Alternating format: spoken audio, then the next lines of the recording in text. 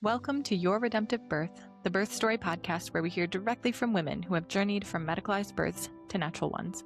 I'm Sarah, and together we'll hear from women who have reclaimed birth. Their stories are marked by healing, strength, and deep trust in their bodies. If these stories resonate with you, I'd love for you to follow the podcast and leave a review so more women can find hope here. And for more redemptive birth tips and encouragement, come connect with me on Instagram at Your Redemptive Birth. This podcast is for educational and informational purposes only and is not medical advice. Always consult your healthcare team for guidance specific to your pregnancy and birth. This is Your Redemptive Birth. Hello, Eleanor, and welcome to the podcast. How are you doing today? Hello, I'm really good. How are you doing? Oh, fabulously. We just got chatting before we pressed record, and we already couldn't stop talking. So I know this is going to be a really good conversation. I'm excited. Me too. And so normally, obviously, this is a birth story podcast, and we primarily talk about women's physiological birth stories after they've experienced some degree of medical trauma. But today we're kind of departing a little bit from that, and we're going to talk about kind of what you do in the birth world in terms of helping women work through their trauma, birth education, all the stuff that you do. You're going to tell us more about that. But basically, today's conversation is for any woman who has ever felt unsure, dismissed, or even wounded by their birth experience and is wondering how to heal. We're talking about advocacy, informed choice within the system, and what healing can actually look like after a difficult or traumatic birth. There is so much hope here. So let's dive in. So before we kind of launch into your stuff, can you share a little bit about your journey into birth work, trauma release support, your kind of summarize your births wherever you want to start? Absolutely. Oh, and by the way, oh my gosh, everybody, hello. This is Eleanor from Birth with Choice on Instagram. Obsessed with the work that you do on Instagram, and I love your page. And I know so many people do as well. So oh my gosh, definitely. Thank you. Tell us where we can find you. So you can find me on Instagram at birth_with_choice. And I think my name in itself, I'm all about choice, all about informed choice. So talking about advocacy, trauma release, everything today.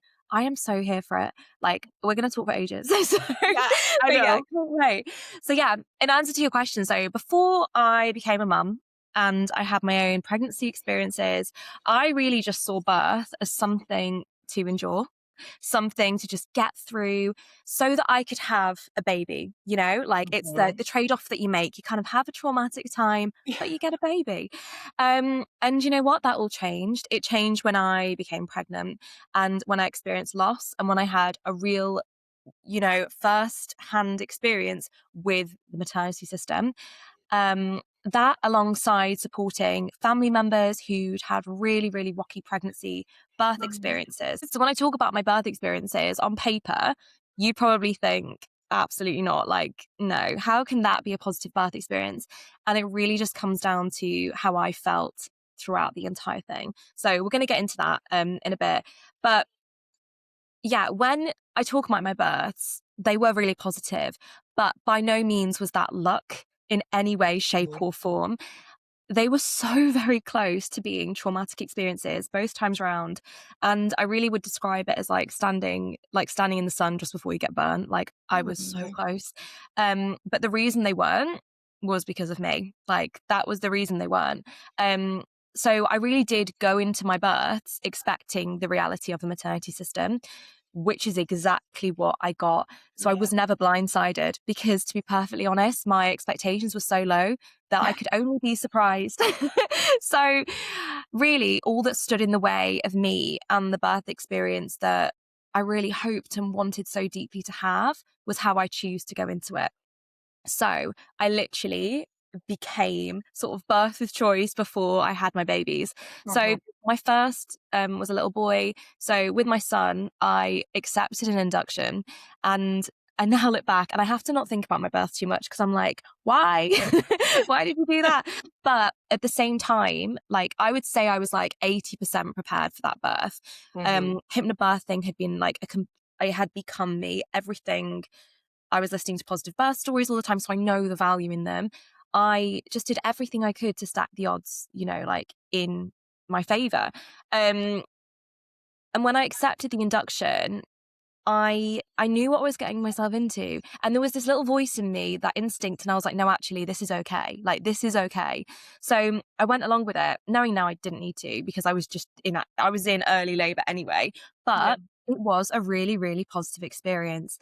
I was completely prepared for the intensity of the contractions. Mhm. I wasn't scared of them because I knew that, it was going full whack, and I knew that Yeah. I expected it. So I wasn't scared. I worked with my body. I, you know, I didn't play along with the narrative that I could have very easily gone along with. So, for example, I was told I couldn't eat. So Mm. I did what I wanted to do. I was told I needed continuous monitoring lying on my back. Didn't do that, Yeah. accepted intermittent monitoring, and I stayed mobile. I used biomechanics the whole way through. I listened to my body. And it got to the point where I was like, when I'd had my baby and it was super, super positive, I was then on the ward. And for me, a lot of difficult birth experiences for mums come on the ward. Mm. So I'll talk about this in a bit. But it got to the point where I'd just been there for hours and hours and hours. I didn't need to be there. And I couldn't discharge myself because I had a cannula in my hand and no Mm. one would take it out for me. But it only got until I was like, well, I'm taking it out. Oh I'm taking my it God. out. Like, if you're not going to do it, if no one's going to come, then I'm going to do it. So Yeah. then it happened, obviously. And I was out within 5 minutes. But yeah, so that was that. And then 2 years later, I had my daughter. And she was born actually at 36 weeks via a Mm. category 1 emergency cesarean. And on paper, that sounds terrifying, but genuinely, it was the most empowering experience of my life. So just for some context, I'd been going twice weekly for scans from about 30 weeks because there was genuine high risk medical complications Yes. with the blood flow. Um, and I had already prepared for every what if scenario. I'd asked the questions. I'd made, those big decisions before I found myself in that moment having to make them in real time. Um, and something I actually found challenging, and I only really kind of realized this as I was kind of thinking about what I want to talk about today, was that a challenge for me during pregnancy is that I was actually high risk. I wasn't just a box tick high risk. It was a real, genuine concern. But every time I rang up for support that I really, really needed because my baby had stopped moving, and it wasn't just, I had imagined it, which I was told I was imagining it. I was not. Um, yeah, it was a real genuine concern, and I wasn't listened to because everyone is high risk. And I feel like no one's actually talking about that, because when you are genuinely high risk, because so many of people have been put in that box and made to feel, and like unnecessarily, it's even harder for you to be heard when there's a genuine real medical concern. Mhm. Um so yeah, but when it came to actually like giving birth to her, um and I had a scan, and within 30 seconds of being in that room, it was, okay, you're having a baby in the next 30 minutes. I was like, okay, like, let's do this. Like, let's go, let's go. And because I knew what I could control, and I'd Mhm. already controlled everything I could because I was so, so prepared. Mhm. Um, so I had a gorgeous birth. Everyone else me was freaking out, but I wasn't. I was having a great Amazing. time. It was an absolute vibe. Had the music on I wanted. The midwives were like dancing around. It was honestly like incredible. Um, but it was afterwards that everything shifted. So Mm. I found myself on the ward again. Um, but my daughter was in neonatal. And next to me, I had an empty cot, no midwife in sight, like middle of the night. And I'd only spent about 2 minutes with my baby because she needed support in the neonatal unit. And I was at peace with that because that's where she needed to be, and that was okay. But what I found hard was that I was told that establishing breastfeeding didn't matter, that the Mhm. golden hour didn't matter, that not being with her didn't matter, and to the point where the cot was literally wheeled away because I wouldn't be needing it. And yeah, so Yeah. it was really in that moment when I was told you can't see her until the next day. She was born at about 5 p.m. It was about midnight at this point. So I'd had about 2 minutes with her. And I was told that there would be staff to take me around the following like early lunchtime the next day. And I just sat there and I was like, absolutely not. Like, hell no, is this it? No, that's not what's happening. Because you know what? Like, I knew my rights. I knew what mattered, even though I was being told that it didn't matter. I knew that it did. Um, but what was hard was that I am an educated white woman in the maternity system. I am already so privileged, and I had to fight like hell for my rights. So in that moment, it really clicked for me. When I did get of course I got my way. Of course I saw my Yeah. daughter, like, of course I did. I made it happen because there was no way I was gonna, no, that's not happening to me. But that was the moment it clicked that if I hadn't known what I knew, I Hmm. would completely powerless. I can't let that be the standard.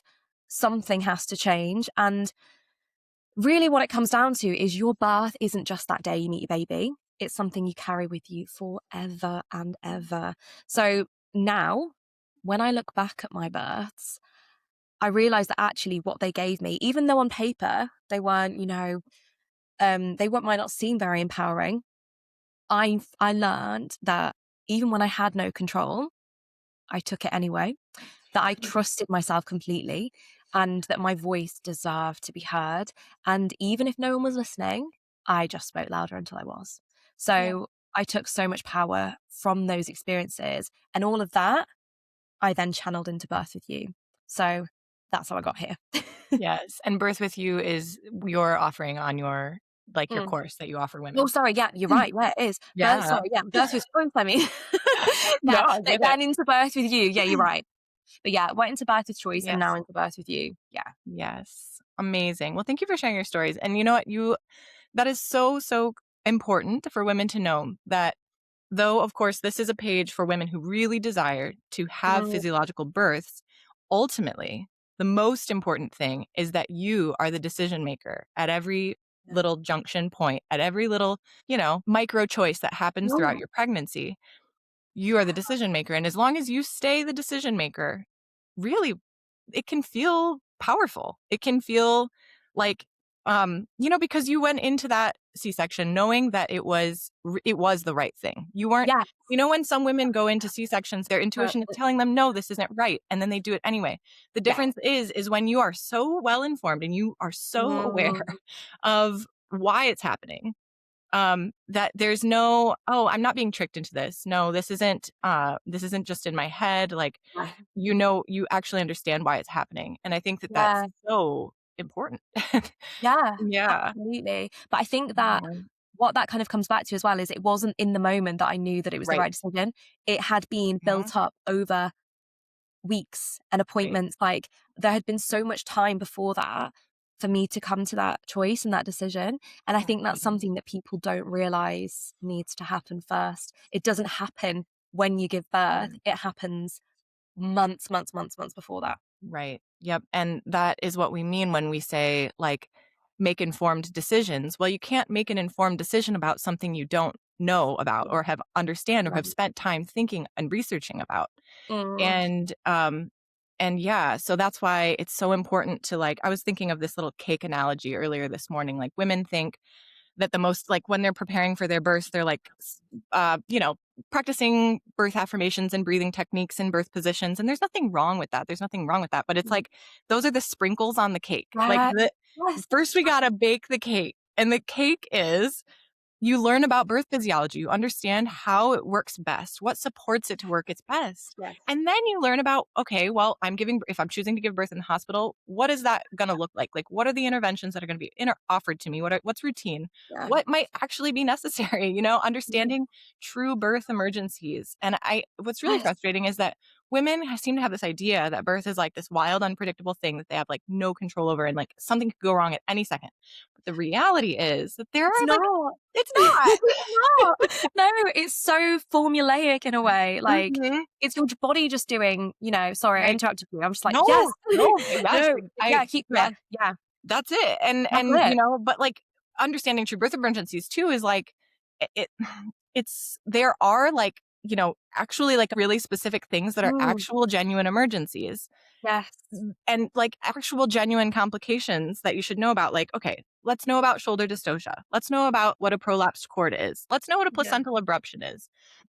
like the actual emergencies. Yeah. Or So, okay, like, for cord example, blood flow. Like that's yeah, it. so that was Right. me. Yeah, That so was that was you. me. Yes, that was me. Yeah, and it was interesting because when I, like, started having these conversations with my consultant, I said to him, like, "Okay, so I was like, "Okay, how serious is this? Am I gonna come into one of these scans one day and you're gonna say, 'Okay, it's baby time?'" And he said, "Look, I see women all day, every day, 5 days a week. We're looking for these things, and once a month, it happens." Mm. But interestingly, I was like, "That's gonna be me." It's funny, and Aw. it was, like, I had reversed end diagnostic flow, and it was very much like, "Okay, go, go, go, go." Mhm. Um, and yeah, and that's the frustrating thing because when it is a genuine, like, emergency cesarean, Mhm. it's yeah, I could go off on a whole tangent there, but yeah, No, no, yeah. it's frustrating because it is Mhm. so needed. But Right. then when so many mums are having these cesareans that could have been so prevented, it's like, Mhm. mm, can we just see the picture here? Like, can we see the pattern? Yeah. Yeah, it's Well, hard. let's talk about that. So the pattern is a woman goes into the hospital in early active labor. She's low Yeah, risk. There are no identified complications with her pregnancy. yeah, She, maybe early labor, maybe early active labor, whatever. Maybe she's admitted. Her process is going to probably slow down quite a bit because it's a new setting. It's unfamiliar. There's a lot of strangers, lights, like bright fluorescent lights, clinical. Yeah, beeping monitors. And this isn't like, oh, this isn't my preferences about what I prefer birth to need. Like this is mm, just physiology. Like this is just yeah, what the birth process requires to work well. absolutely. Yeah, And so when women go in and all of that happens and then their labor slows down, instead of maybe the hospital just slowing things down and accepting, like, she's in a new environment, give her time, let's like yeah, just let her get adjusted, she's a mammal. Instead, they override the physiological process by pumping her with pitocin, you know, and then labor becomes unmanageable because pitocin yeah, contractions are really hard. yeah, And then she can't manage it anymore. So then she gets the epidural and then she's yeah, incapacitated in bed. She's no longer moving around the room, yeah, you know, and then her blood pressure drops, her baby's rate yeah. starts going crazy. Uh-oh, fetal distress, assisted delivery, or emergency cesarean. That's Like this is okay. the Yeah, cascade of interventions. And so that's what we mean when we're saying yeah, like this could have been prevented. It's yeah, like that's what the cascade is. And yeah. so, yeah. No, and it's so preventable, Mhm. but it's even just like little touches. Like, imagine the impact it would have if when you walked you know, um, into the hospital, that the lights were dimmed. Like, do you know what I mean? If you're coming in from the outside world and you're coming in, fair enough. If it's like the middle of the day, but if it's nighttime, dim the lights a bit. Like, why Yeah. aren't we just making these little subtle changes? Why aren't when women come in, we're just talking to them like gently and just giving them their Mhm. space? Like, why aren't we doing these tiny things to make that physiological process just unfold? Right. Yeah, it's so Yes. frustrating. Yeah, Exactly. And it's because like it's hard to imagine like while like we look at these doctors as experts and we look at these yeah, nurses as people who understand physiological birth, the reality is they're great at managing complications, they're not great yeah, necessarily at supporting birth physiology. Those are two yeah, different things. absolutely. Yes. And I think people don't realize that going into a hospital Mhm. setting, like they Yeah. don't get that. And that all comes down back to that prep, doesn't it? Of understanding the Right. environment you're giving birth in, Yes. that you've got to work with it. Right. You've got to prepare for that and like really, really understand what you're walking yourself into and how you're Mm, going to handle that. Like, are you going to is your partner really well informed and ready to keep your boundaries for you? And have you hired a doula who's like going to be that mm, maybe a voice that slows down the room a little bit, yeah, when decisions are being made really fast? I yeah, mean, how much, because the reality is that when you're deep in labor, you're deep in the labor space, you are entering an altered state of consciousness, genuinely. And this isn't just like completely. woo woo stuff. Like this No, is it's not. right. Like people seem to think like it's not, I'm not saying, because there's like a lot of different like thought around birth and like how it's this energetic portal that you're like entering into. And I Mm, don't know, whatever, that's fine. But the reality is that you are entering an altered state of consciousness. mm, And what that means is that like when you're deep in birth, you're not talking like the way we are now, probably. Like your no. brain is not firing like that. You're not using your analytical thought process, word forming brain. Mm, You're using your primal brain. You're like Yeah. deep in your limbic system. You're deep in your Mm, brainstem. Like lights feel very distracting in that moment. Like little sounds like people talking or the beeping of a monitor or a door opening, mm. closing, footsteps. And those things are all so distracting to a Yeah, woman deep in labor. absolutely.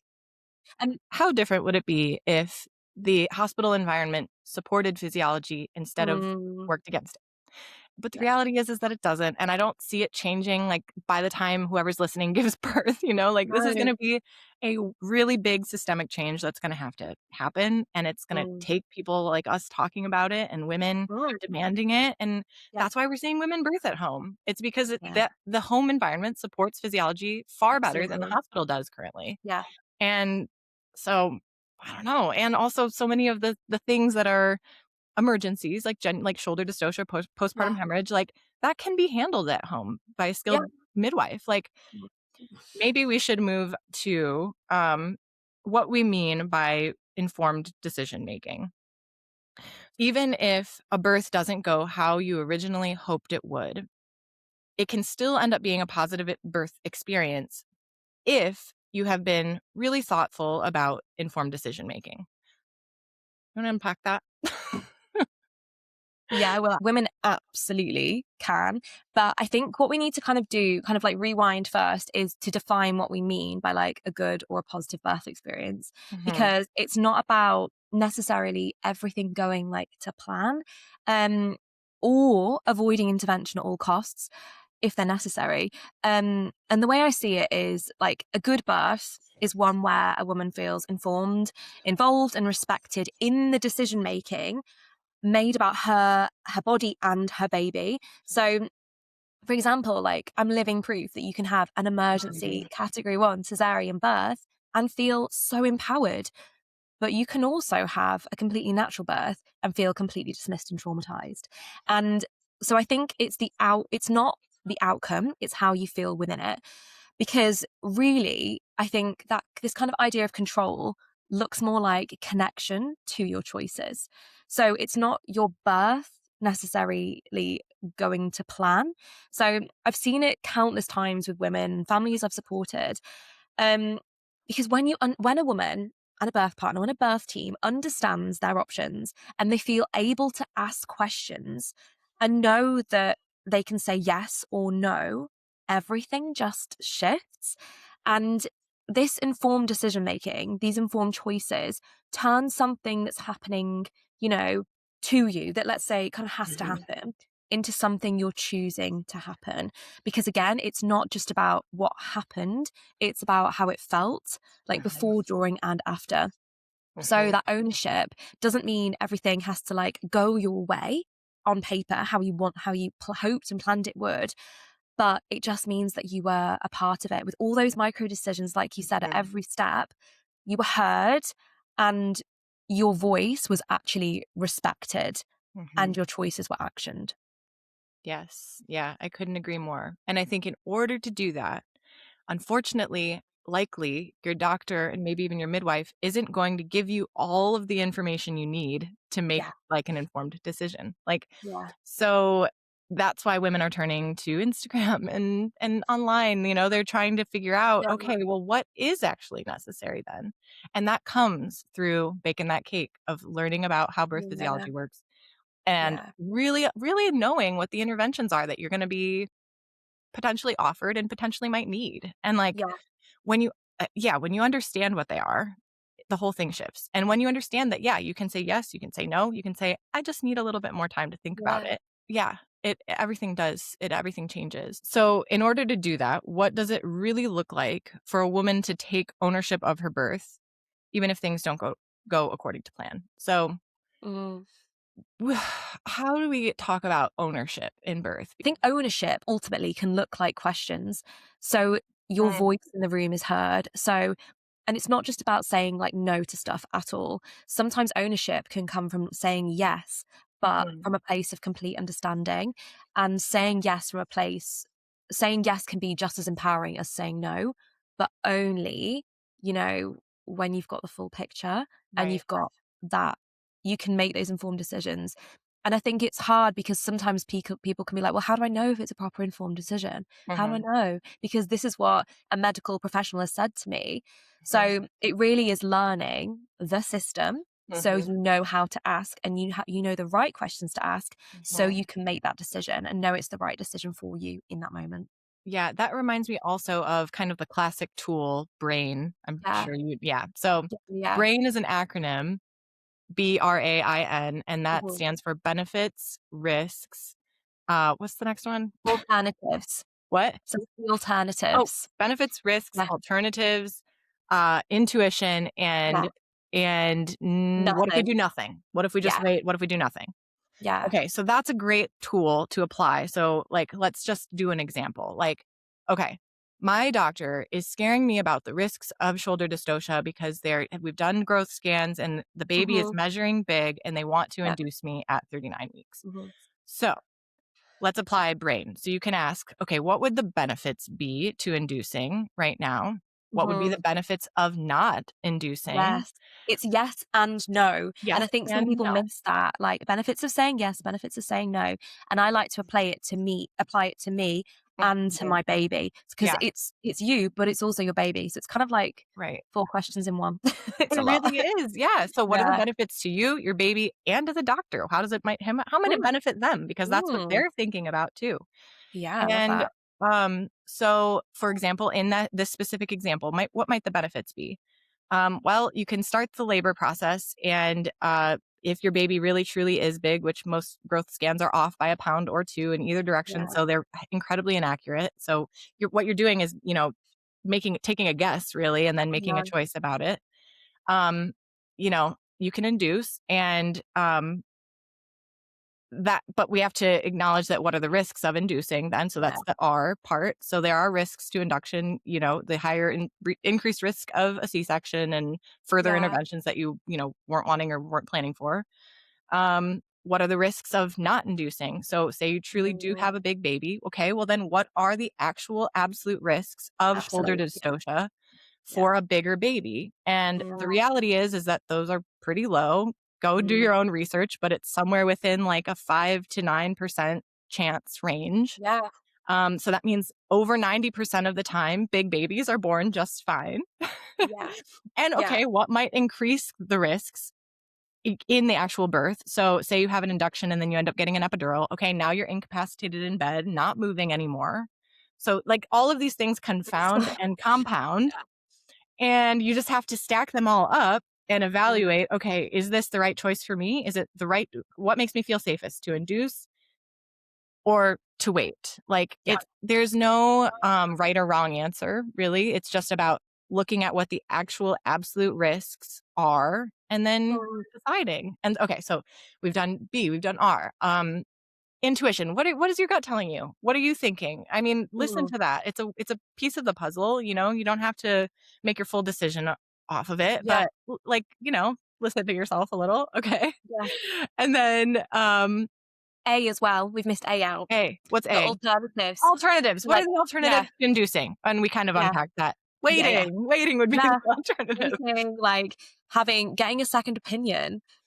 Yeah, there's so many alternatives to induction. Like so many. There are so many Yeah, alternatives. Yeah, and then I know, but it's tricky because the more scans you get and the more I mean, do we even know there are risks to the radiation from ultrasound that we don't actually know about? Like, I feel like all of this stuff is like it's presented as like this magic safe option, but the reality is that there actually isn't a whole lot of research. Like, okay, no, I know so what you mean though. there Yeah, are always alternatives, yeah, you talk about those with your doctor, your midwife, and yeah, then nothing. What if we do nothing? What if we just mm, wait? What if you go into yeah, labor tomorrow? Like yeah, what if you there are absolutely.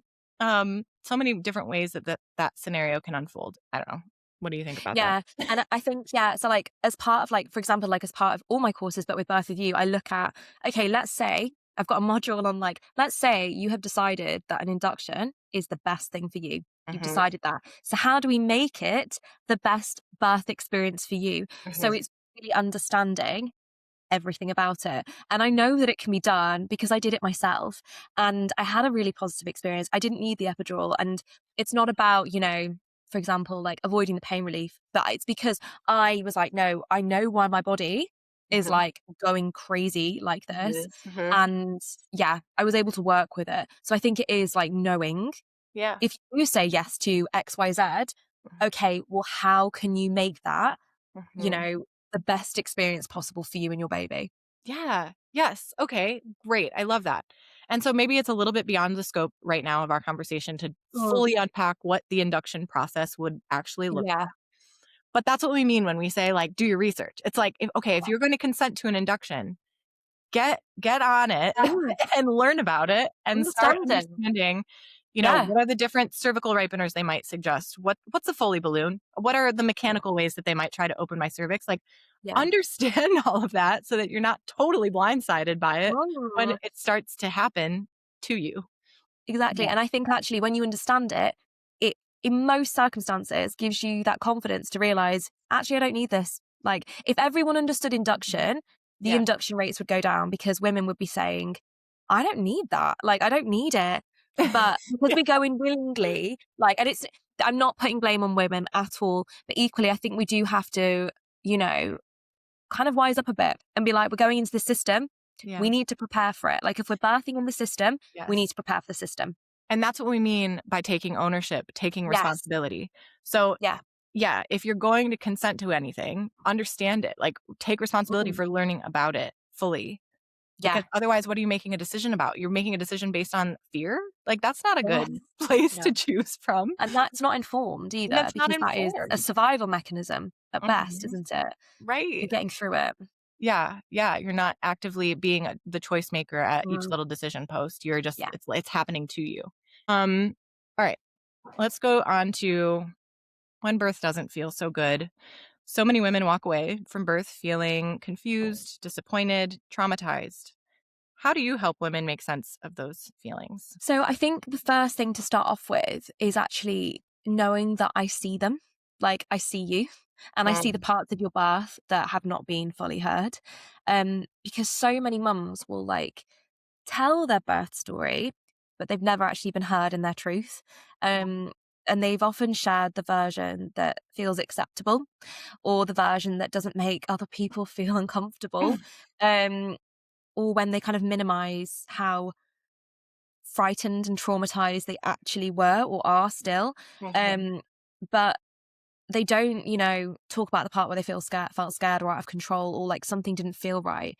And mhm, often that is the part that they are still carrying with them every day.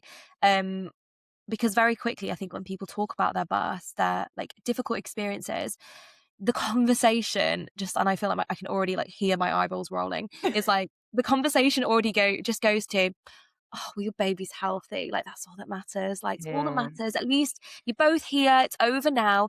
And actually, it's like, well, there's no space left for anything else then. mm, Like, so women then learn to silence the parts of their birth experience that don't fit that narrative, that are heavy and hard to explain. mhm, And that then manifests into, well, I've done something wrong. I failed. And, am mm, I a bad mum for feeling like this?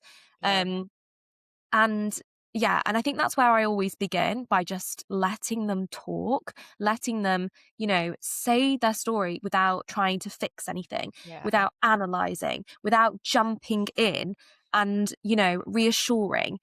It's just for them to say how it actually went for them. No filtering, no, reframing or them worrying about how it sounds or comes across.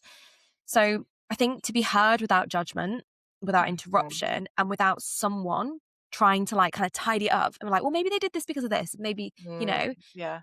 just for them to say their feelings with no justification and to be held. Like that's where I would always start. Oh, I love that so much. That is, and how often does that actually happen? Like, so Yeah. rarely. Unless Yeah. a woman, like, actively seeks out someone like you or me to, Yeah. like, really talk about their Just talk. thing. Yeah. And we just witness and without trying to fix it, without saying, "Oh, but, like, this is why and X, Y, and Z," um, that is so healing and so Yeah. necessary, like, especially for Yeah. women who might be listening right now who this has happened and they're preparing now for a different birth experience that they want. Yeah. Like, this is a really important part of the healing process. And if you Mm. don't have somebody like a good friend who really understands birth, you got to kind of seek it out, and Mm. that can be when like a doula would be really great. Like if you're hiring a doula for Absolutely. your next birth, she would be a really great person to talk to. If you're having a home or a midwife, they're going to Yeah. tend to be better listeners than OBs, but still maybe not great. Yeah. And but yeah, no, it is such an important part of the healing process. Okay, so after a woman has shared her story, then where do you take her next? So I actually use something called the three-step rewind technique. And it sounds kind of like complicated, and it's really not. So it's really gentle and simple.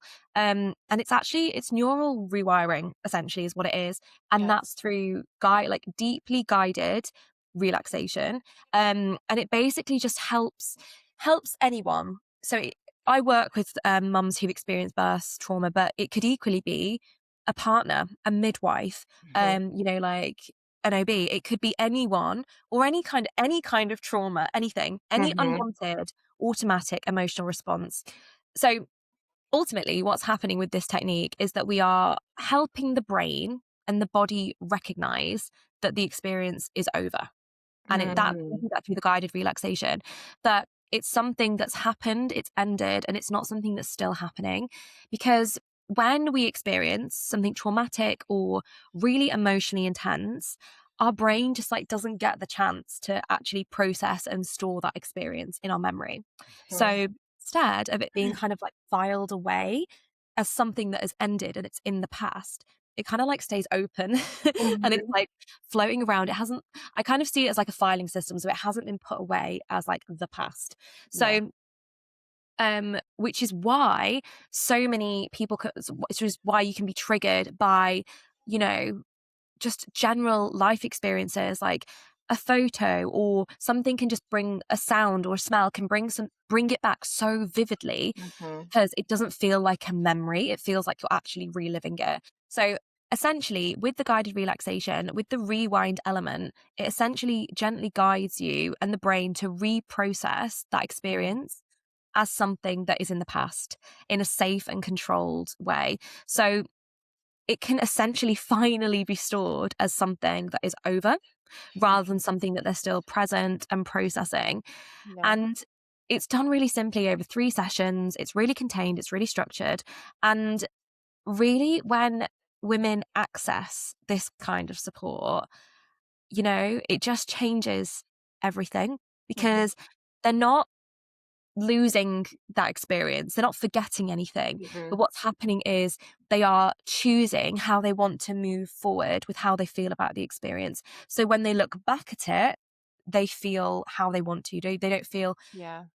they don't have that automatic unwanted emotional response. Yes. And again, I think that that's another piece of taking what it looks like to take ownership.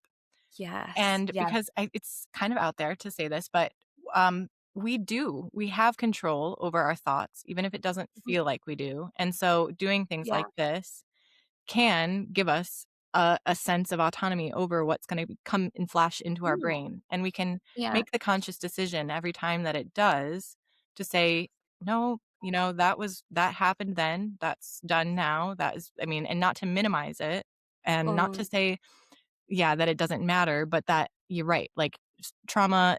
And have you ever read the book, The Body Keeps the Score?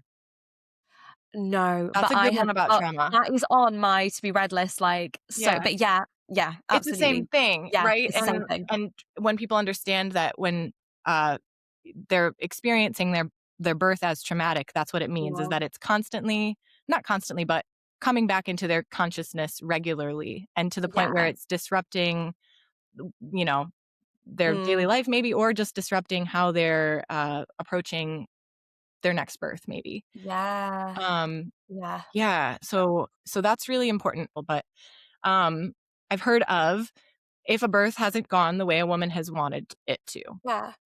It's a way of going back to what actually happened and like say she really, really wanted to have a vaginal birth and then didn't. Yeah.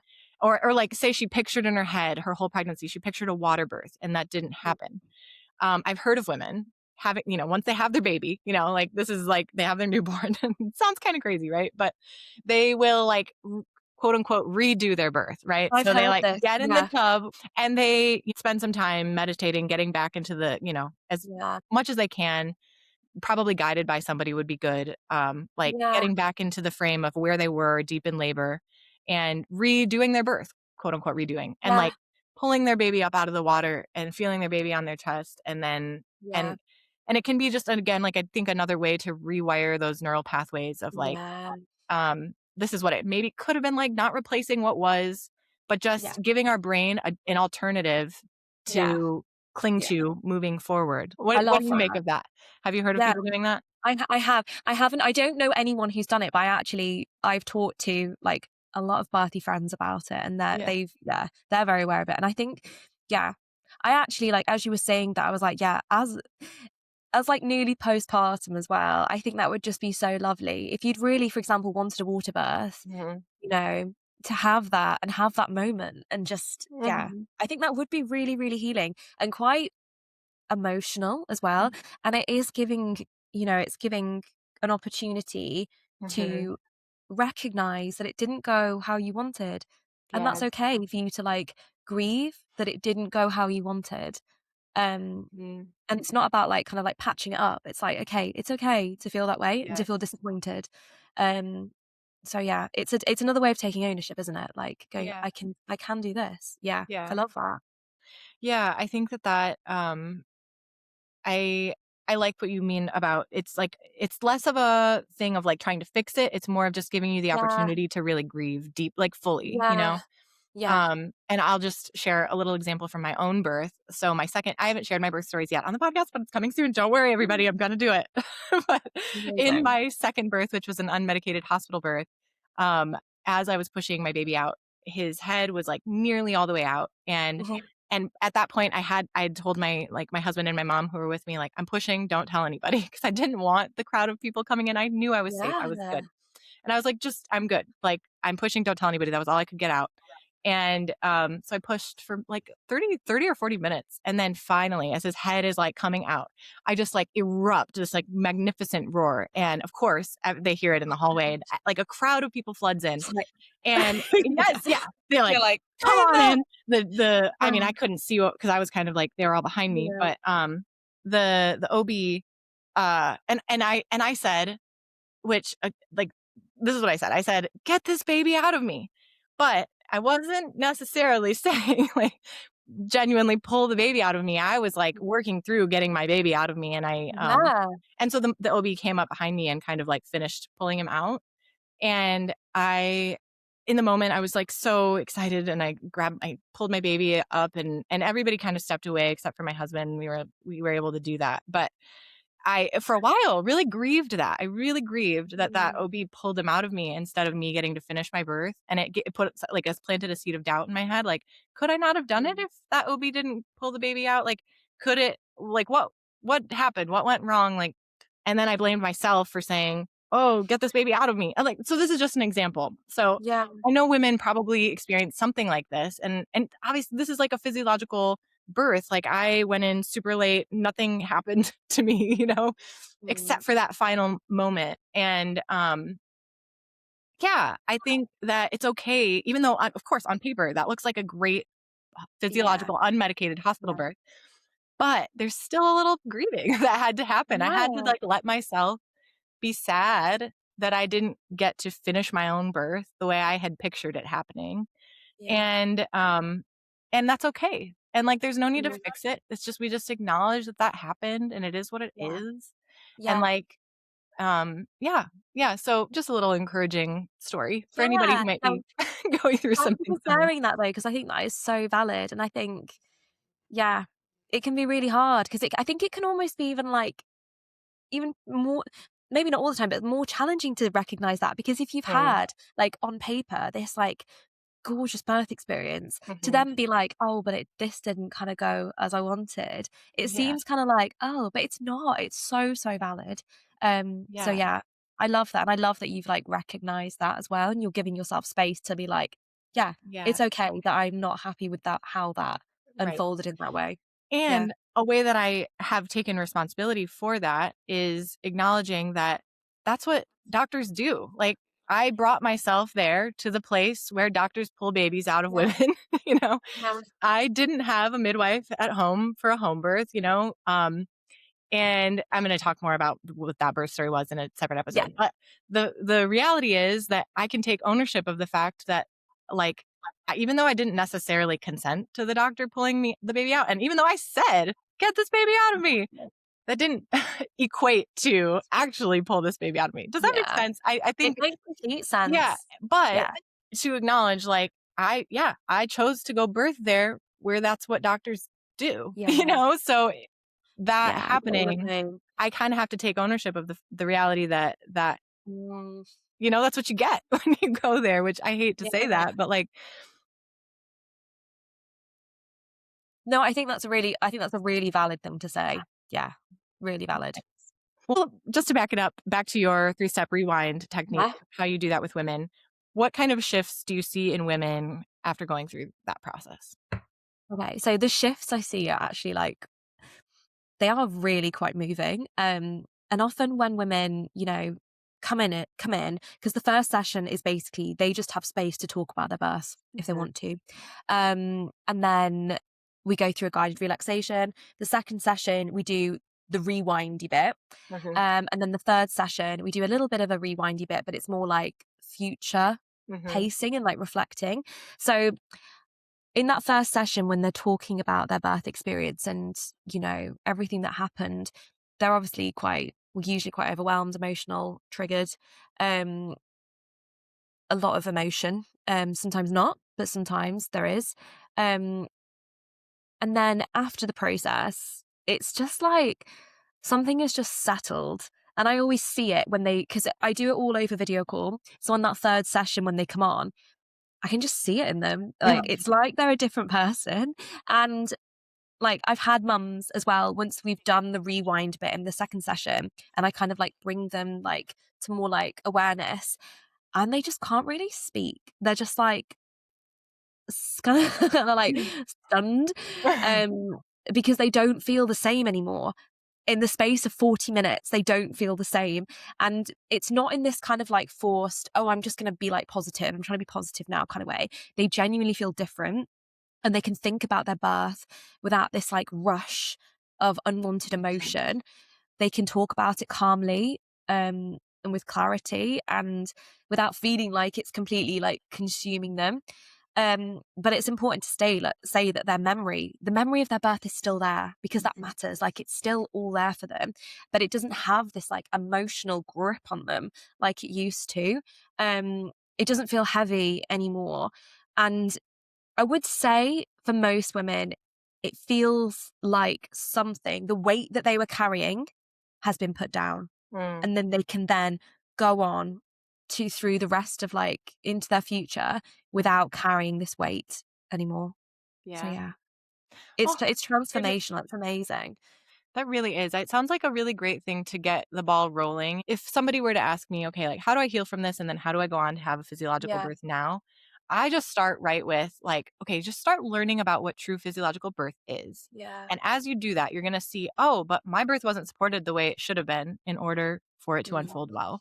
So then they start to, like, kind of understand that too. And then they start to learn about interventions in the hospital system and Mm. complications and all of that. And then they go, oh, whoa, okay, that's what a true emergency looks like, actually. Or, wow, my Yeah. fetal distress was actually caused by the interventions that they convinced me were Yeah. necessary. And like, I always want to be so analytical and like just start that ball rolling. But it Yeah. sounds like doing this kind of a process first, storing this memory as something that's in the past, as something that they Mm. can have like in their subconscious brain, but no longer controlling their present moment. Yeah.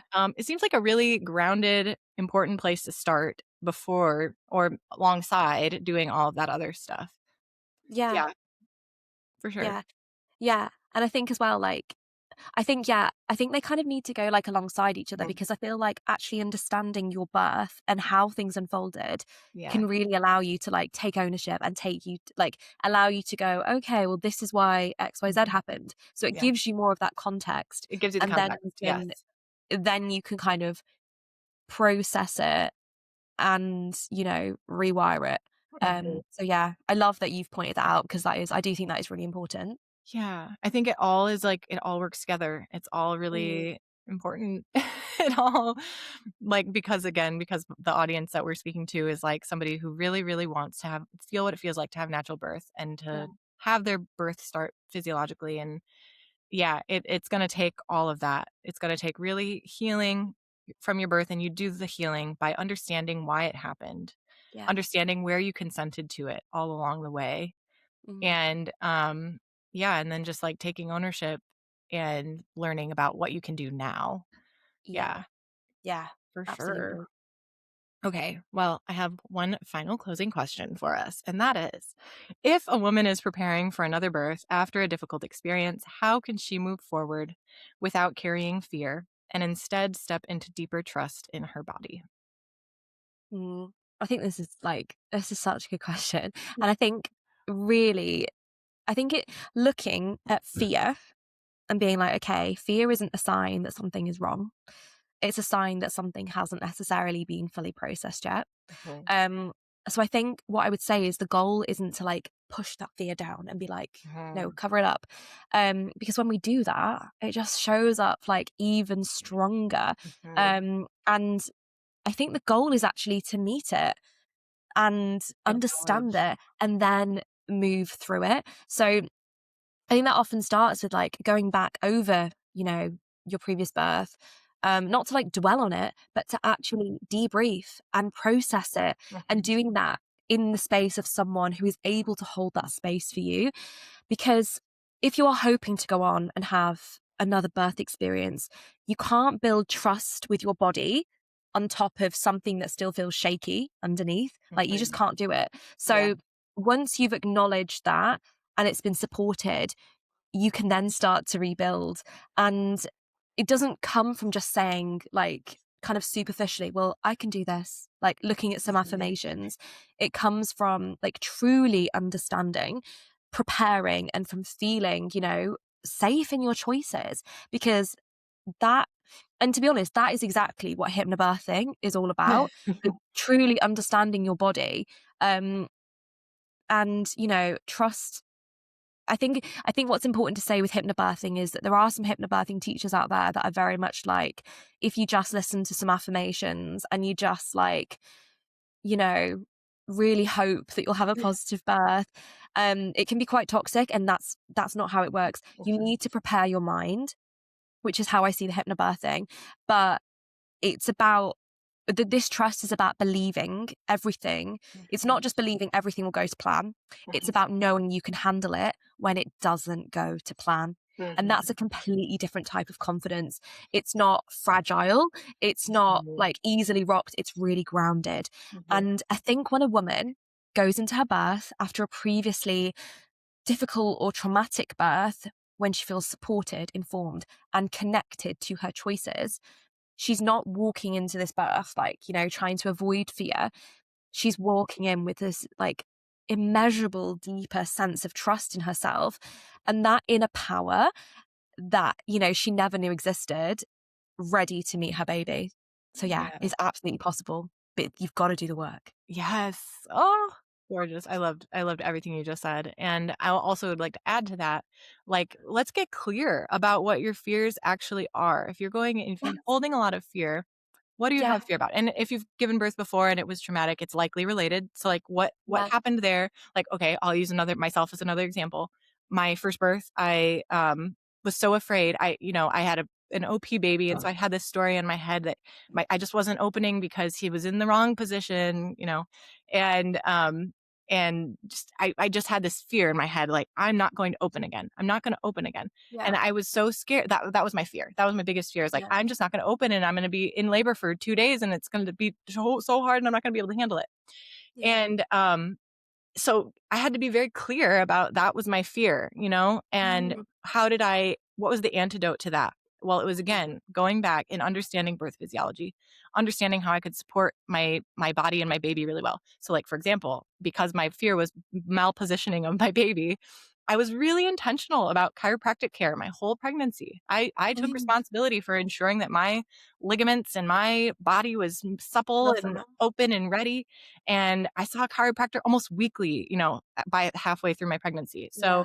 like that did a lot to squelch that fear because I knew, okay, I'm doing everything I can. I'm moving my Mm. body. I'm that's a whole other side conversation. But okay, there are actionable things we can do Yeah, once we and get clear control. about our fears. Yeah, and when you take back that bit of control, it starts to lose its power. And also we fill in. So like, say your fear is, I'm really afraid of the pain. Well, what that fear is I'm afraid I'm not going to be able to handle it. I'm afraid I'm going to lose control. I'm going to afraid, like, those kinds of things are kind of what's undergirding it. And when we understand, okay, what is this pain? It's like, what is it actually doing? And you understand exactly how your uterus and your cervix work together and how oxytocin works to contract your uterus so that once you understand that process so well, you understand that this pain has a deep and serious, real purpose. And Yeah. one thing that really helped me too was reframing pain in birth as something that I just had to endure as something that actually helped my baby. Yeah. Because when we feel the pain or the intensity of birth, our body responds by producing endorphins, which like Yes. it's your body's natural painkillers. Like we know this. And so I understood, okay, with every intense surge of my uterus, I'm giving my little baby a little waft of endorphins because all of this crosses the Yeah. placenta. And so that was a little thing that just helped Love me like during labor. Like I know that this is a pain with a purpose. Like I know with every little surge, my baby's getting a waft of endorphins. And like for whatever reason, that really helped me to cope I love with that. that. But yeah, like get clear on our fears, fill in the knowledge gaps that are undergirding them. Like, okay, another Yeah. fear. I'm worried that something is going to go wrong. Okay, well, learn Mm. about the actual birth emergencies, like what actually can go Yeah. wrong. And then you learn about cord prolapse and abruptions Mm. and it sounds all scary and dystocias and postpartum hemorrhage. But when you actually understand what they are, how Yeah. rare they are, how they're managed and handled, you start Mm. to, again, you fill in that it's no longer this abstract fear. It's like you understand what it is. You understand it starts to lose its power. Yeah. Mhm. And when you understand it, Yeah. what they like, I call them like what if scenarios. Like, what if Mhm. this happens, that happens? Yeah. And I really encourage like the families I work with to be like, okay, look at those what ifs, talk about those what ifs. Talk about the So what if. what if, for example, I end up on the ward and my baby is on the neonatal unit? Mm. What does that look like for us? What can we do? What can we Mhm. talk about ahead of time? So that if that does happen, that's how our birth unfolds. We're like, we've got this. We've got this. We've Yeah. talked about it. Like, There's a plan in that's how you place for all of prepare. those. Yeah. Yeah, Mhm. absolutely. So yeah, I think Yeah, that's you're right. golden information. I feel like there's like a couple of schools of thought around that too. It's like you might have like the camp of people who are like, if you're wanting a natural birth, don't plan for all the what if scenarios. Mm, There's that group of people because they're like, oh, you might like end up actually quote unquote manifesting it or bringing it mm, into your reality because you've spent so much time fearing it. I disagree. I think I confront do. those what ifs. Have like just you don't have to like have like written down step by step plan unless that makes you feel better about it. But yeah, like what if I end up having a C-section? What if? All right, well let's think about it. Let's Yeah. understand why that might happen, what you can do to make that C-section better, you know, Yes, and just absolutely. like you were able to do. And Yeah. yeah, I think that makes I mean, to me that makes a lot more sense because you're Yeah. filling in the cloud of fear with actual real knowledge and actual real actionable things that you can do Yeah. that And you you can have. still have your focus on that natural physiological birth. Right. Absolutely. But what Absolutely. you're doing is I think I think it does come back to this ownership thing, because if you're saying, okay, I am going to have a natural physiological birth, you kind of do have to acknowledge as well that actually, why am I wanting to have this? Yeah. It helps you then focus on what matters most to you. Um, Yes. but there's no unknowns, because you're like, yeah, got that. That's okay. Now I focus on me over here. Yeah, Um, so yeah, I think that's powerful. I think so too. Oh, well, Beautiful. Is there anything else you'd like to add before we kind of close out? I don't think so. I think we've talked a lot. I Like know. so many conversations. But yeah, no, I've absolutely loved chatting to you. Oh, Yeah, it's been wonderful. Thank you so thank much for having me. thank you, Eleanor. I'm so thrilled that we got to connect today. And yeah, remind everybody again where they can find you for Yeah, your so they can amazing work find that you do. me like Instagram, Birth with Choice, at Birth with Choice. Yeah, you can find me on like my website and everything as well. But yeah, come and give me a follow, come say hi, tell me that you're from, the Redemptive Birth podcast. I'd love to chat with you and catch up. It'd be lovely. Beautiful. Thank you so much, Eleanor. Thank you. Bye. Thank you for listening to Your Redemptive Birth. If you enjoyed today's show, please leave a review on your listening platform to help this podcast reach the women it needs to reach.